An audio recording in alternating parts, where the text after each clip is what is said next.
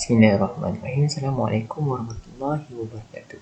So today, my friends and I will explain about stationary points and partial differentiation. So firstly, we will go through on stationary point. So these are two subtopics in stationary point. First, type of stationary point, and second, classifying stationary points. So what is stationary point? Stationary point occur when dy over dx is equal to 0.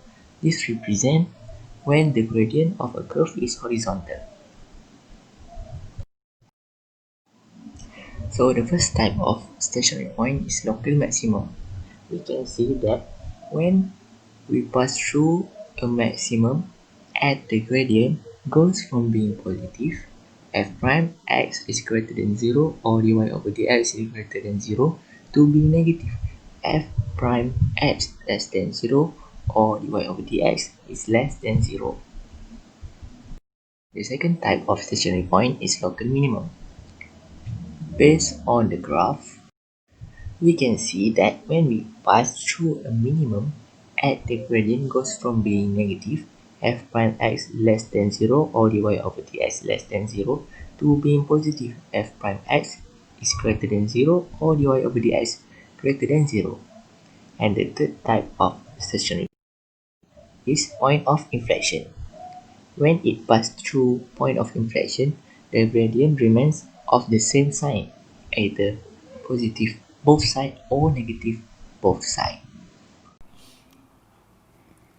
Okay, for the example question number 1, the question asks us to find the stationary point for the equation given. When we talk about stationary point, we must bear in mind which is dy dx or first derivative must equal to 0. So in this equation, which is y equal to x square, we derive it into 2x and then we equal it to 0. 2x equal to 0 and then we got x equal to 0. Then we want to find the y value, we insert the 0 value into the original equation, which is y equal to x square. Then we got y equal to 0 also. So the stationary point is 0, 0. Okay, for the example question number 2, it is same like question number 1, which is to find stationary point. Okay, the equation given x cube minus 3x square plus 8. First, we derive it into 3x square minus 6x, and then we equal it into 0. Then we got x equal to 0 and 2.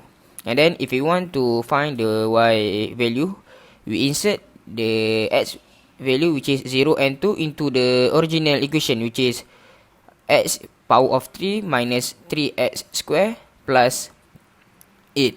And then we got, for the 0 value, we got y 8, and then for the x value 2, we got 4. So it is the stationary point for the equation. So the second subtopic is classifying stationary points. So in this subtopic, we need to know about the second derivative. This means that we differentiate a function twice. For example, if we have y is equal to x cubed, we will first find the first derivative, which is equal to 3x squared, which we would then differentiate again to find the second derivative, which equal to 6x. First test.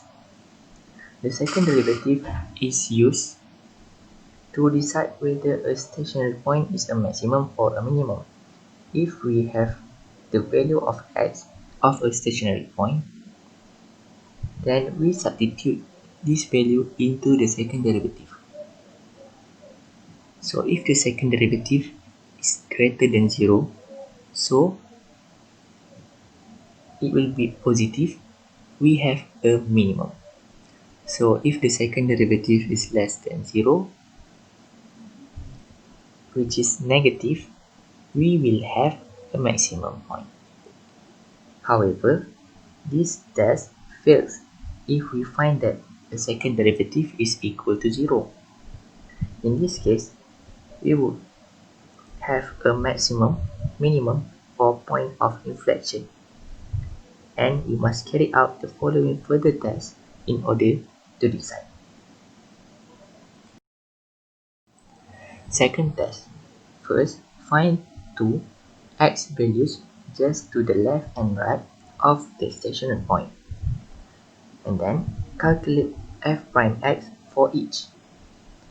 Let use denote the x value just to the left as xl, and the one to the right is xr. If f prime xl is greater than 0 and f prime xr is less than 0, we have maximum point. If f prime x left is less than 0 and f prime x right is greater than 0, we will have minimum point. F prime x left and f prime xr have the same sign, either both positive or negative. Then we have a point of inflection. Okay, for the example number 3, the question asks us to find and classify the stationary point of the equation y equal to x power of 4 over 4 minus x power of 2 over 2. Okay, firstly, we need to find the stationary point with first derivative of the equation, which is we got x power of 3 minus x, and then we got the stationary point of the equation x equal to 0, 1 and negative 1. Then if we want to classify whether it maximum or minimum, we should derive it for the second time. Then we got 3x squared minus 1. And then if we want to know whether the x value which are 0, 1 and negative 1 maximum or minimum, we should insert it into the second derivative. So we got x for 0 value, we got negative 1. X1, we got 2. And x negative 1, we got 2 also. So we can conclude that if the second derivative give the answer after we insert the x value bigger than 0, it is minimum. And when the second derivative give the answer smaller than 0, it is maximum. Okay, for the example number 4, the question asks us find and classify the stationary point of y equal to x power of 3. The example number 4 is same like example number 3, which is we need to find and classify the stationary point whether it is maximum or minimum. So first thing first we need to do is find the stationary point with first derivative. We derive the equation x power of 3 to 3x square, and then we equal it to 0. Then we got x equal to 0. The stationary point is 0. Then if we want to know whether it is maximum or minimum, we should derive it for the second time. So we derive 3x square, then we got 6x. Then if we want to know maximum or minimum, we insert the x value from the first derivative, which is the stationary point, into the second derivative, 6x. Then we got second derivative, we got 0. We know that if we want to classify whether it maximum or minimum, we should see that if maximum, the value smaller than 0. If minimum, the value bigger than 0. But in this case, the second derivative we got 0. So it failed to find whether it maximum or minimum. So what we should do if we got 0 value?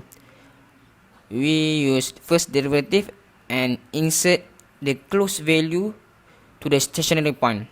For this case, the stationary point is 0. Then the close value from the right and left is negative 0.5 and 0.5. Then we insert the two value to the first derivative, 3x square, and we got, for the value negative 0.5, we got 0.75, and for the value 0.5, we got 0.75.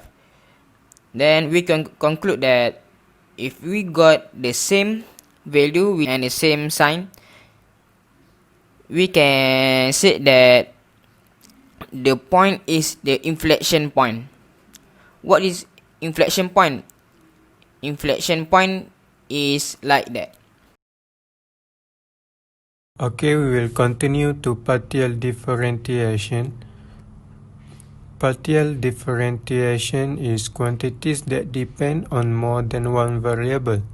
For example, the enthalpy H of a system depends on pressure P and temperature T. Another case is the ideal gas equation, P equal to nRT over V. The pressure P of a gas depends on its volume V and the temperature T it is at. We often find it is useful to calculate how one variable changes with one other while the remaining variables are seen to be constant.